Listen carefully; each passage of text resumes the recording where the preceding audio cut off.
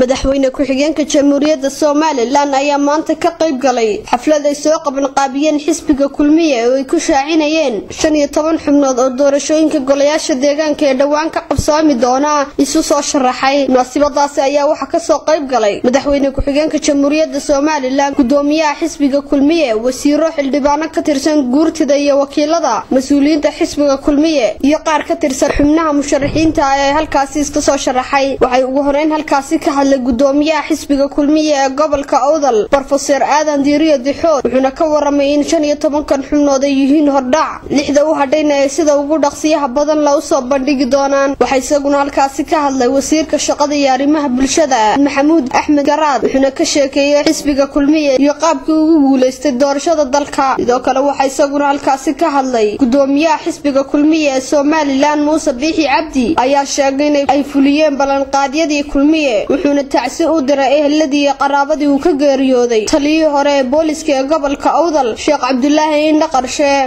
waxaan tacsi u dirayaa dhammaan qaranka Soomaaliland gaar ahaan gobolka Awdal iyo weliba qoyskii uu ka baxay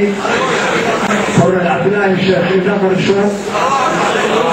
oo sarkaal hore ciidamadii difaaca ciidanka Soomaaliyeed ahaa markii Soomaaliya jirtay markii dambe ahaa geesi reer Awdal oo markii sarkaalkiisa difaacay madaxweyne ku-xigeenka jamhuuriyadda Soomaaliland Cabdiraxmaan Cabdullaahi Ismaaciil Saylici ayaa sheegay in ballanqaadyadii ay qaadeen waqtigii doorashada imigana ay ku tala jiraan wadooyinka bari ilaa galbeed ay hagaajin doonaan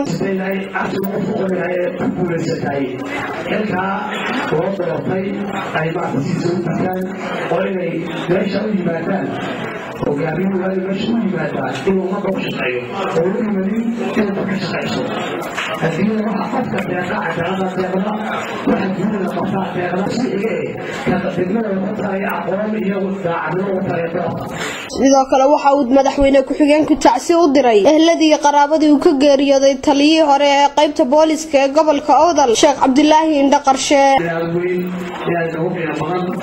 وكل نفس ذائقة الموت معلم أنا بين ربحية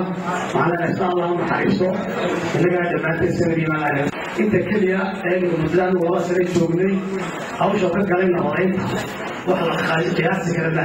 xafladaasi ayaa waxa u dhacday jawi aad u wanaagsan waxaana hambalyo u direen xisbiga kulmiye xubnaha ay u soo xuleen golaha deegaanka iyo haweeneyda ka dhex muuqata musharaxiintaasi ayaan Cali Cumar haweenkaasi oo ay hormuud ka ahaayeen xoghayaha ururka Naaw ee gobolka Awdal Ridwaan Maxamed gudoomiyaha garabka haweenka ee xisbiga kulmiye Hiba Maxamed Cismaan waa hodan caafi magaalada Boorama.